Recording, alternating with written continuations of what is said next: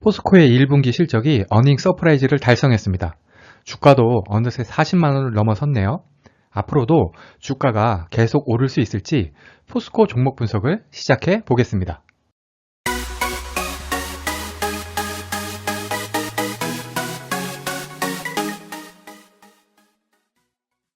구독, 좋아요, 알림 설정은 저에게 큰 힘이 됩니다. 오늘 소개해드릴 종목은 포항제철소, 광양제철소와 같이 세계 최대 규모 제철소를 운영 중인 우리나라 철강 대장주인 포스코입니다. 제가 지난 4월 14일에 한번 소개해드렸던 종목이죠. 올해 들어서 주가 상승폭이 눈이 부십니다. 3년 내 최고가인 40만원을 돌파를 했네요. 주가를 보시면 5월 10일 기준으로 40만 7천원인데요. 오늘 0.61% 상승한 40만 9,500원의 종가를 형성을 했습니다. 52주 최고가는 41만 3,500원, 최저가는 16만 6,500원이고요. 외국인 지분율은 55.14%입니다. 기간 수익률을 보시면 어느새 1년 수익률이 100%를 넘긴 126.11%네요.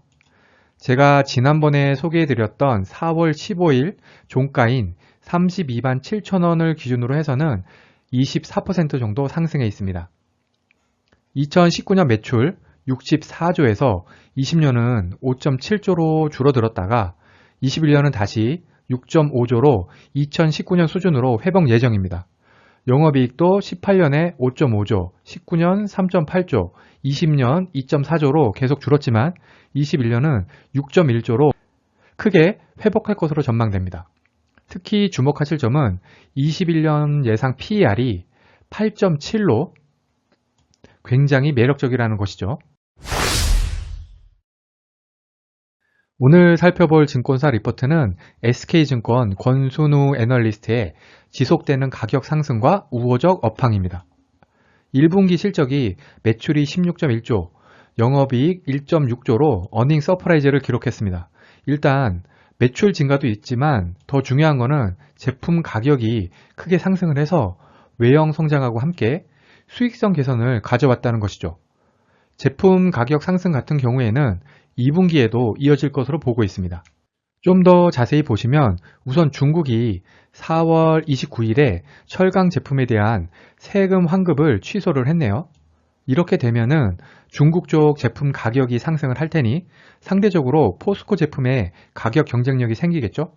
여기에 중국 내에서 감산 정책도 계속 시행되고 있고 재고 사항도 좋고 그리고 미국하고 유럽 쪽에서 공급 부족 사태입니다. 이러니 당연히 가격 상승세가 이어질 것으로 전망이 되겠죠.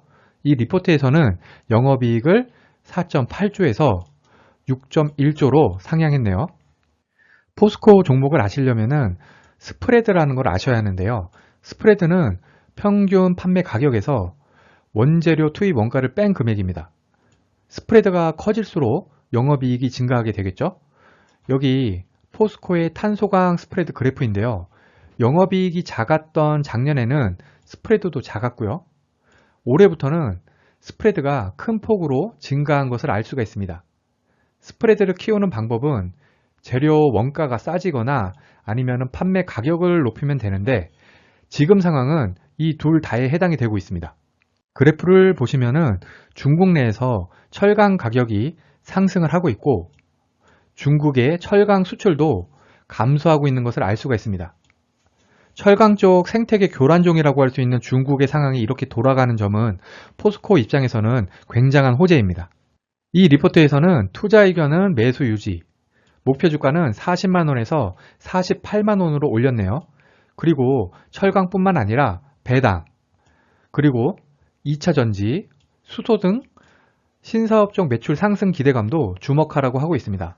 그런데 여기 그래프를 보시면은 글로벌하고 신성장 부분 영업이익이 작년하고 비교했을 때 올해 그렇게 크게 상승하지는 않고 있는 것 같습니다. 배당을 보시면 수익성이 개선이 됨에 따라서 배당 증가가 예상이 됩니다. 21년 예상 연간 배당금이 1267원이고요. 이때 배당 수익률은 2.52%입니다. 굉장히 매력적이죠. 더구나 포스코는 분기 배당 회사거든요. 이와 같은 포스코의 장기적이고 안정적인 배당 성향도 투자하실 때 참고하실 필요가 있습니다. 증권사 리포트의 핵심을 요약을 하면요. 첫 번째는 매출 증가하고 제품 가격 상승으로 1분기 실적이 어닝 서프라이즈를 달성을 했습니다. 그리고 중국의 감산 정책, 재고 상황, 미국과 유럽 쪽 공급 부족을 고려를 했을 때 앞으로도 이러한 제품 가격 상승세는 지속될 것으로 예상이 됩니다. 증권사 목표 주가는 48만 원이고요. 오늘 종가 기준으로 17% 정도 수익률을 제시하고 있습니다. 4월 15일 종목 소개 영상의 핵심 요약을 다시 한번 살펴보면요. 우선 해외 철강 자회사 실적 확대로 10년 내 최대 연결 영업이익을 달성을 했다. 두 번째는 중국의 철강 내수 가격 상승과 수출 감소, 그리고 중국 내 탄소 배출 저감으로 인한 생산량 규제가 예정이 되어 있다. 세 번째는 포스코의 스프레드 확대 유지 가능성이 높다 였습니다. 지금 와서 다시 살펴보면은 첫 번째 사항은 특별한 변동 사항은 없는 것 같고요.